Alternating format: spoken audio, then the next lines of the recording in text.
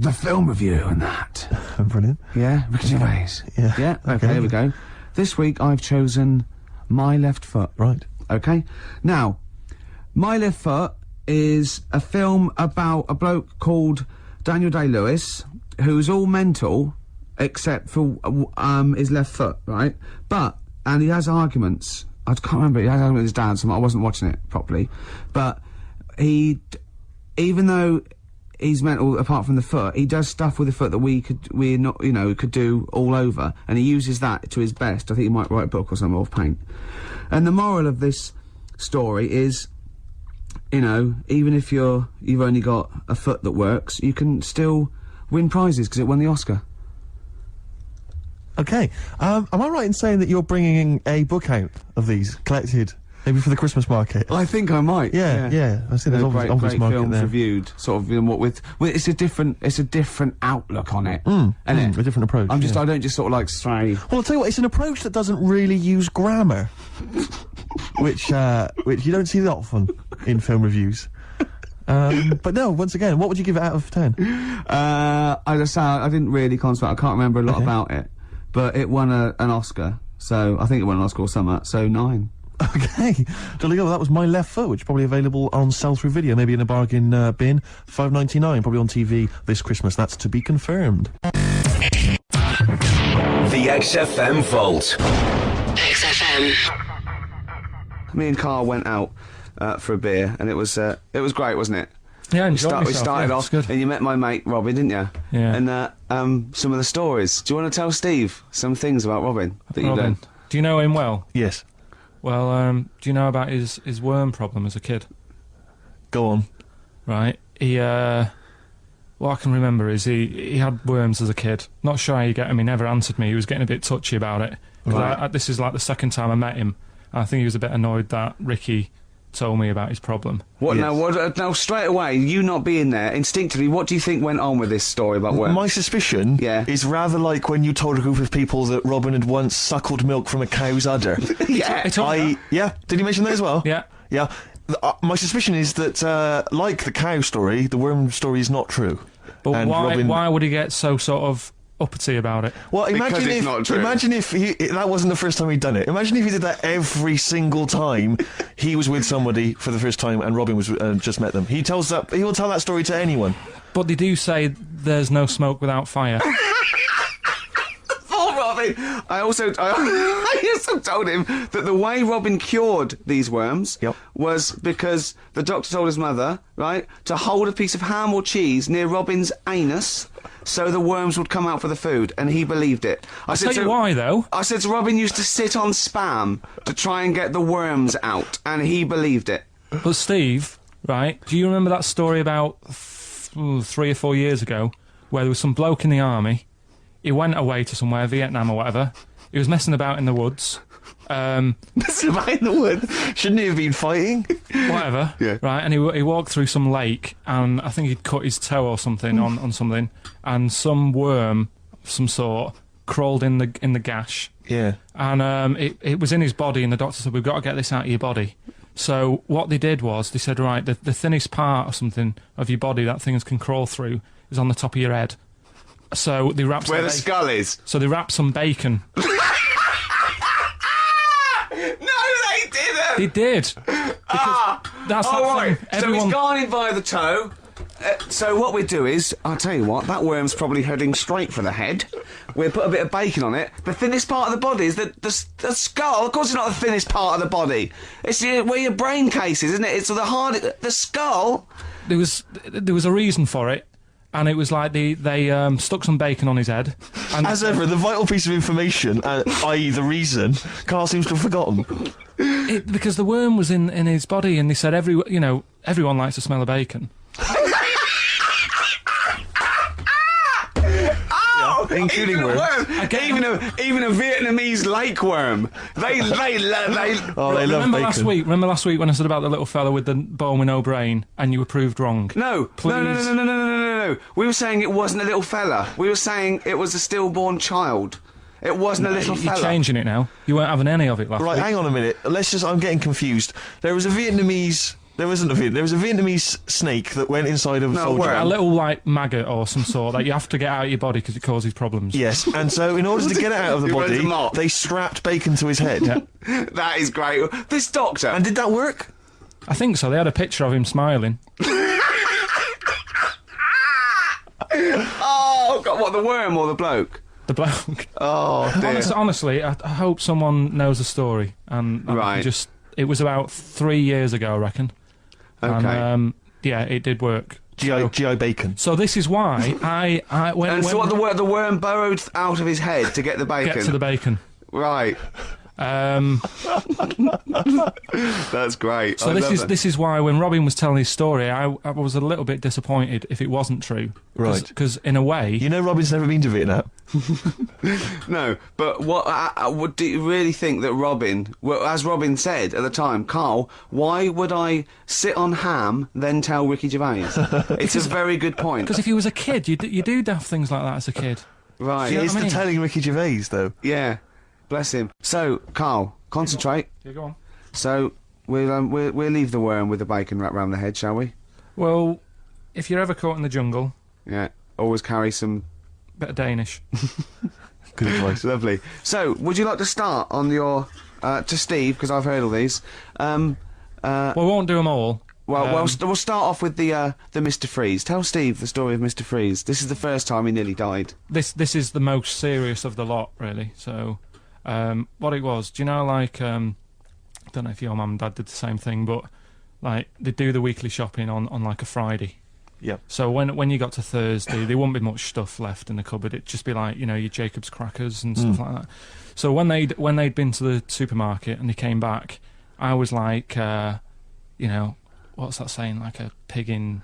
You know, I loved it. It was like loads of food coming in, loads of biscuits. What is that saying? He nearly said pig and shit. Right. Is that the same? Yeah. Right. So yeah, all this food comes in. Thank It's God like- he didn't. Otherwise he'd have been in trouble. That's true enough. Because he's culpable for our actions because Exactly. he's the producer. So technically, Oh. that twat's in charge. Go on. Right, so anyway, so there's loads of food, and I'm like, oh yeah, look at this, and chocolate biscuits, and, you know, penguins and stuff. Bacon. So, and bacon. Just in case, you never know. So anyway, my mum and dad's putting the food away. Me and our kid are like, he's already grabbed something, gone back upstairs. It's like feral children. It's like a quest for fire. And then they run upstairs. What did he just sit under the bed, gnawing at some sort of pig's trotter? So I saw, do you remember Mr. Freeze Pops? I do. Yeah. So what they're kind of like popsicles, icicles. Yeah, whatever. but really long, like Yeah, a foot yeah, long, yeah. right? Yeah. So I thought, I'll have one of them, so I grabbed it. Went for the nutritious stuff first. Absolutely. And like my mum and dad are putting the stuff away and what have you. And I rip it open and knock it back, right? Straight away, just right back like Swallow that. it straight down away, it. yeah. But it went down the wrong way, right? So I What, was down like, your shirt? So I was like, oh God, I can't breathe. And my mum and dad didn't even know what I'd ate. Do you know what I mean? I ate it so quick. Yeah. And I'm sort of tapping my mum on the back, going, and she's going, oh God, you know, he's choking again, because I was always choking. If it was one thing, I don't know if I've got like a small throat, but I mean, even Ricky knows I can't drink that much, can I? Yeah. Do you know, or I'm eat not pebbles. I'm not a quick drinker. I'd always, I think I'm scared of like swallowing stuff. Yeah. And it was like bottle tops and mint imperials and stuff. I was always choking on stuff. Oh, jeez. So anyway, she's going, oh God, what's he picked up on it now? Drop it! And So- she hit his nose with a stick. So I was going, I'm choking. At this point, my dad had like, I think he'd put his share away, you know, his food away, and he'd gone. His share! I love it! Yeah. He'd gone to watch like Winner Takes All or whatever in the lounge, and I was in the kitchen, and I was starting to like I didn't care anymore. Do you know what I mean? I just got to that point where I wasn't struggling anymore. You just And thought, I'm done I just for. was like falling to the ground. And my mum's going, you know, get in here, I think it's serious. And my dad comes in and sort of starts shouting at me, saying that's what you get for being greedy. He didn't even know what I'd eaten. Well, it was the moment to teach you a lesson, certainly. So he's there like that, and my mum's going, oh, look at him. And my lips were going purple, and my eyes were rolling into the back of my head. Look like Marilyn Manson. And so anyway, she grabbed me from behind and did that fireman thing. the Heimlich manoeuvre. Yeah. And, you know, winded me. And it came up, and I was all right. What, the whole Like, popsicle came flying back out? you see, that's what I don't understand. Because There was nothing there. I No, think just it's a little that- bit. No, it swells up, doesn't it? Because it irritated it. So it went down your sort of like your epiglottis. It went down the wrong way, like it went into your air canal instead of your So- throat, and it sort of it sort of spasms, and that's the fear. You just got to calm it down and relax. So it in doesn't- time I would you have don't known to- right yeah, anyway. you don't. Well, no, yeah. you might have. So that's so that's hang on. one. So, but No, but the weird thing is, like, for like 3 days after that, I felt like a sort of special person. I went to school. Oh, what's that? I'm saying nothing. I did full days. a special needs person. Yeah. I went to school the next 3 days after that. I didn't like wag it or anything. I did full days. I love that. 3 days, turn over a new leaf. Yeah, exactly. After 3 days, you thought, screw it. Yeah, Well, did a quick history exam. Right, next That was one. weird. That's popsicle. That's popsicle hell. We'll call that. Right, next one. Which one's the next one? Oh, what about your paper round? Right, the paper round one. Paper round, I'd still say it's the best job I've ever had. And he means it. No, I really enjoyed it. It's like, you know, you don't have to work with anyone else, right? So you make your own rules. Just think of that. You know, you sort of You're around. spreading information Well, to yeah, people. yeah, Vital information. giving a service, Yeah. and no one else is around. You know, you can just do what you want and think about stuff whilst you're cycling around on your bike. It's really good. Yeah. So anyway, it was Imagine up- the stuff he's thinking about when he's riding I around his know, I bike. can't. Oh, So- getting in the head of a salamander. So anyway, I loved it, and even though I only got like 50p a day, right, no matter what the weather was like and stuff, I used to get up at 4:30 and go and do the round, and Why'd you get up at 4:30? because I wanted to watch the Pink Panther at 5:30, so I wanted to get me paper round done. I said, why didn't you watch Pink Panther? And then deliver. go- he went, oh, I can't sit there thinking I've got my paper round to do. He'll ruin it for him. Yeah. So is it a good job or not? So Go on. 4:30 I was up and about, and this morning it was like winter, really bad winter, bad snow, you know, freezing cold, really windy and all that. And my mum said to me before I went to bed, she said, don't be getting up tomorrow, I'll give you the 50p. I said, it's not about the 50p. So, you know, people want the papers and stuff. So, Conscientious. so anyway, I went to bed thinking, you know, that's it. I've told her I'm still going, so, you know, whatever. Go to sleep, get up in the morning, and put all my kit on. And I used to have layers of clothing on because it was really cold. I had like a big anorak on with the fur on. I had like waterproof pants, and I got my paper round bag. And I went downstairs to get out and tried to open the door, and it was locked. I thought, oh, God. So she'd locked it so I couldn't go out. So I'm searching around the house looking for the keys. She must have hid them somewhere. I thought, oh, God, you know, I've got the papers to do. So I thought, how can I get out? So I went upstairs, climbed out of the bathroom window, God. right, and to try and jump out of the bathroom window onto the porch. But the problem was I had so much gear on. I was like the Michelin Man, so I could hardly move as it is. Yeah. And I'm trying to get out the window, and I'm like trying to stretch down like that, get my foot on the porch, and my bag got caught on like the hook of, do you know, like how you have a hook so you can put the window open. Right, yeah, Like the yeah, little yeah, arm goes yeah. on. My bag had got caught on that. I was holding onto the wall and my foot on the thing, so I couldn't sort of pull it away in case I pulled it away and then fell on my head. Yeah. So I'm stuck there, Dangling. dangling. My dad comes back from working nights. Yeah. He thinks I'm a burglar. Gets out his gun. So he's shouting and stuff, going mad and going, Dad, it's me. And he had to give us a hand using a... He's heard that wily trick in Manchester before. He had to help me using a washing prop thing, a big stick. What did he do? Well, he said, just hold on for your dear life, and I'll sort of push the paper bag off the hook. Why didn't he go upstairs and sort it out?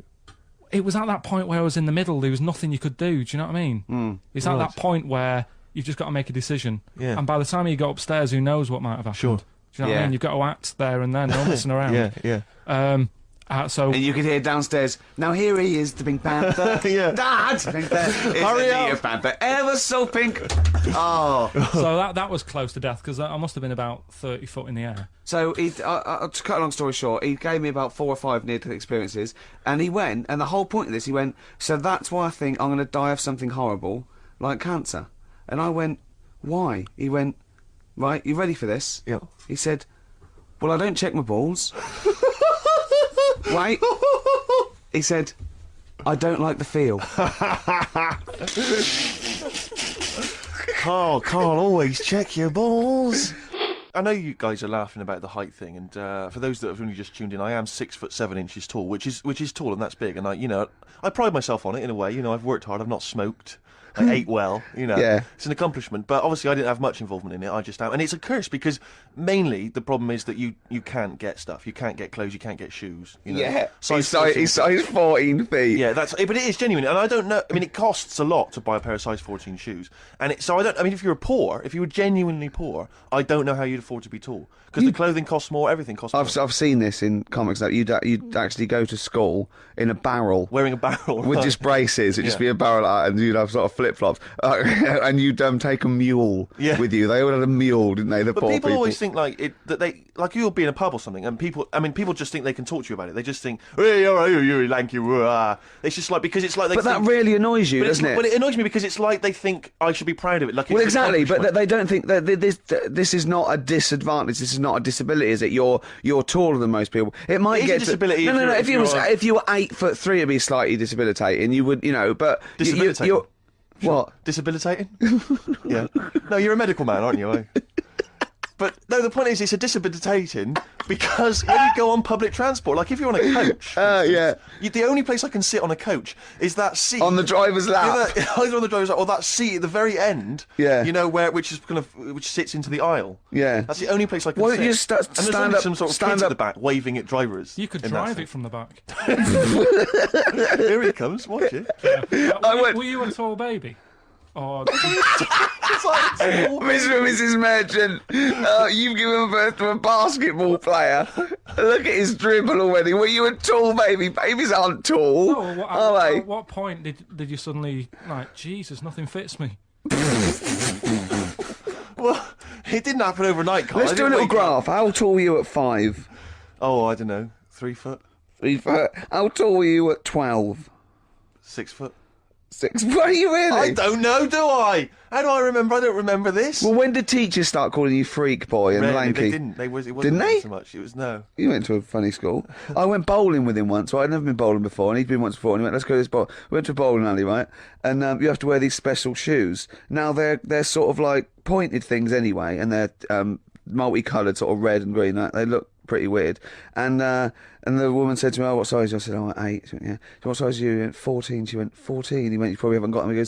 She goes, "Yeah, I think we have got one pair." And she put them on the table, and it was like Krusty the Clown. And I just started laughing. They looked so long, and he had to run round this bowling alley in these freaky clown shoes. But they don't look freaky clown like when I'm wearing them, because the rest of me's in proportion to it. It looks like a little wall bracket. One of the worst things that happened to me was when I was when I was about 16 or something. We went to There's a fire alarm going off. There's a fire alarm going off. And the fire light's going off. Yeah. Should we not just maybe we play a record and go and check that out? Wrap it up if you want. Oh, no, not wrap it up. Play a record. I'm going to go. No, See you later. It's gone off, Rick. It's gone off. Oh, what? It might have burnt down. Yeah, I think we'd know about it. The flames licking around our ankles would be a clue. God. I'm going to go and investigate. You shouldn't ignore a fire alarm, should you? Blimey. We're entertaining the nation. Oh, look at him. He's scared of fire.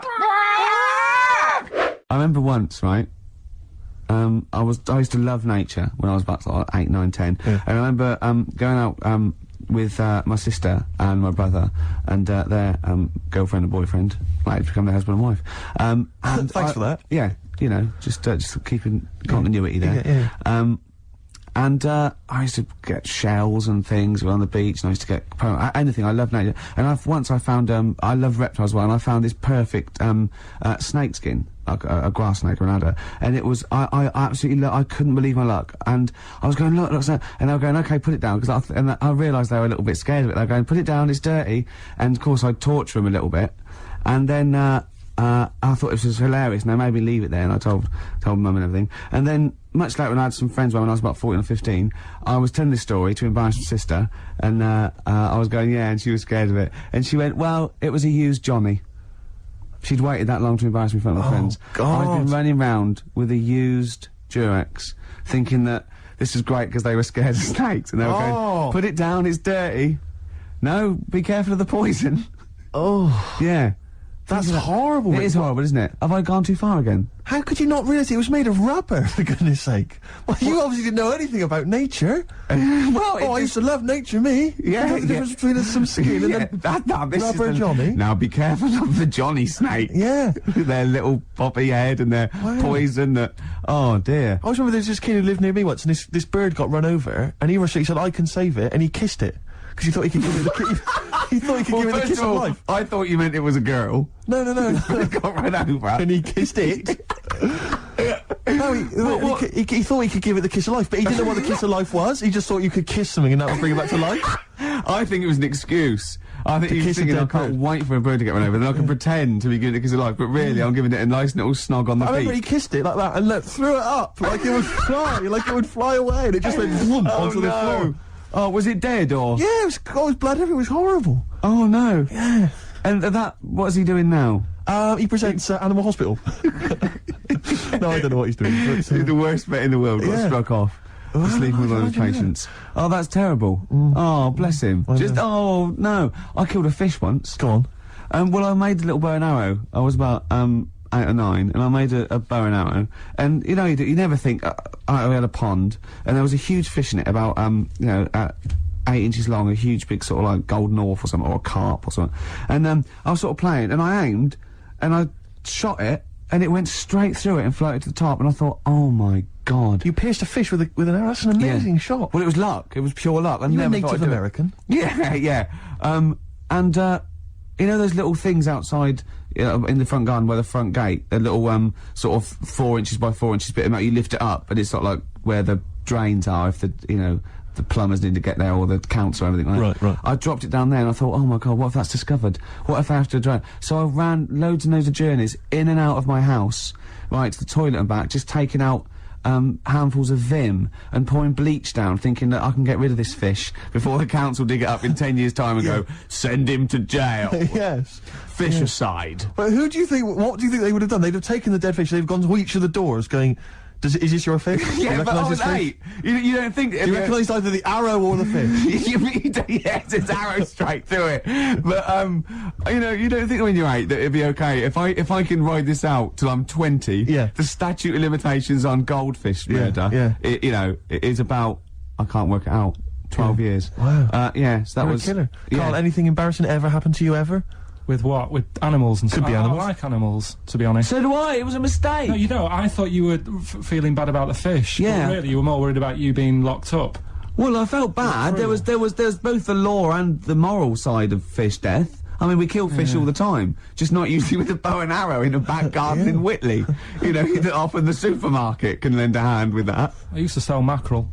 Did you? Yeah, I had a pet magpie Did you? called Maggie.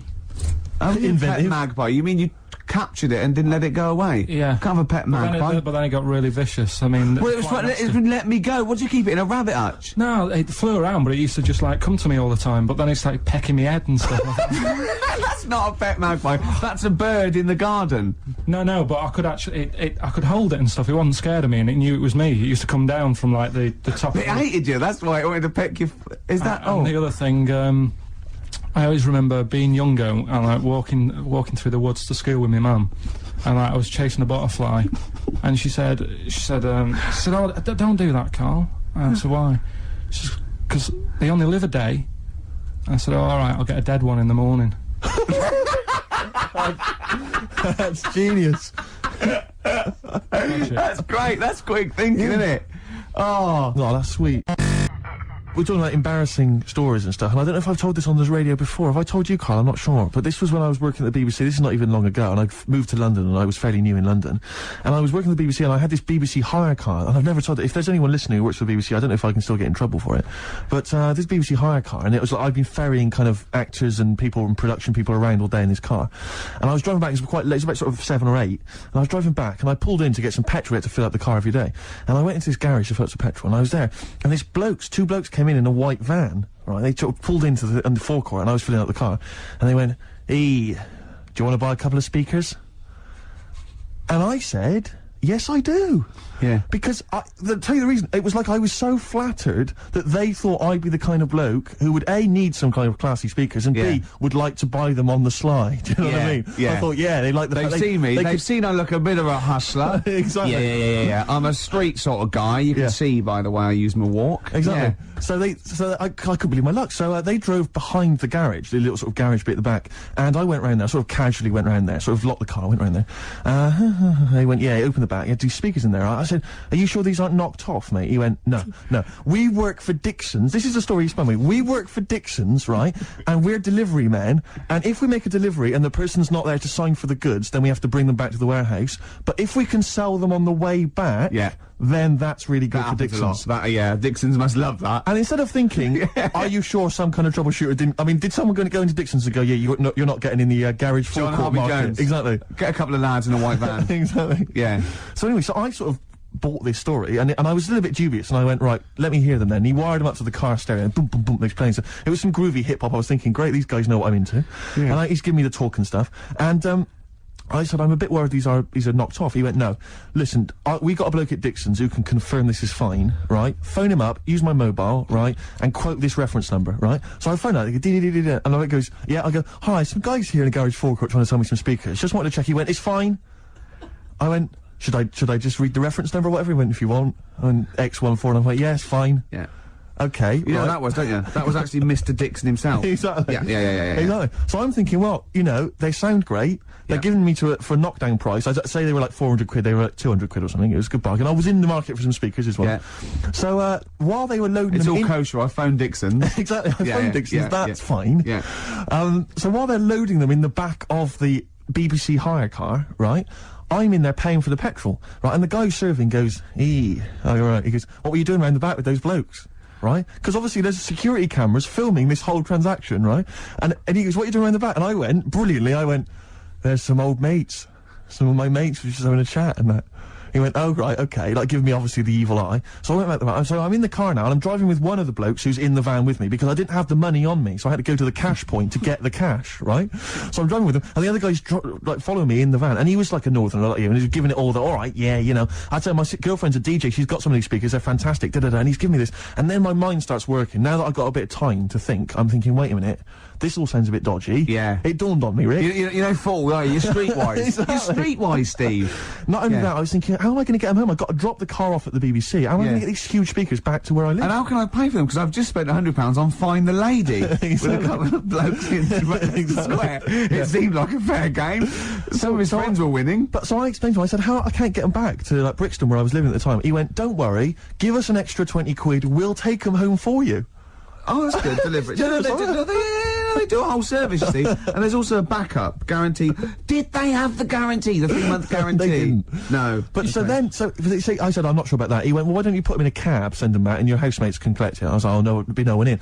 And I was beginning to sort of get a bit conscious of, like, maybe this was a bit of a scam, after all. So I pulled into, like, a little side road, and I said, I'm not sure I'm into this now, actually. He went, what are you talking about? It's 200 quid for a pair of speakers. It's a bargain. You never get a bargain like this, mate. I'm going, not too sure, actually. I don't think I want them. He went, 150 quid, 150 quid, mate, 150 quid. I went, no. He said, 100 quid now to you. And I'm thinking, wait a minute, this doesn't sound like the kind of work that Dixon's would be doing. Dixon's don't do that when I go in. This is it. Dixon's never negotiate in that way. When I go there, look around and I leave, they go, where are you going? Exactly. I go, we'll have anything then. Have anything for a So quid. I stopped the car, and the white van pulled up behind me with his mates in. Sure. And I said, can you get them out? I'm not interested. And he went, 100 quid, mate. Oh, and he was just going, you tosser, you obviously want some speakers, and he was having a go at me. So I was carrying the speakers out and putting them back in the white van, and he was just shouting at me, he was going, 70 quid, mate. I said, 70 quid from 200? This is ludicrous. You realise that wasn't Dixon's policy then. Exactly. They don't usually shout, you tosser, as you leave the, leave the shop and walk down Camden High Street. They're not usually shouting, you tosser. You should have took the offer of, like, the monthly payments they've got on at the moment. So eventually I put them in there, and I sort of knocked the deal on the head, and I got back in my car, and they were in theirs, and I just looked in the rearview mirror, and they were punching the dashboard, like with aggression and venom, like we let that deal slip through our fingers. And I've never been so terrified in my life. I just sat there, and I was just thinking, oh my god, all I was thinking now is, what if I go back to the BBC, and they go, we've had a call from the police, the man at the garage, he saw you doing a dodgy deal. I love it. Yeah. Well, what you do is you put the hire car in a drain in your front garden, and then go in and out of the toilet, just pouring bleach down, or Ajax, and then never know. XFM.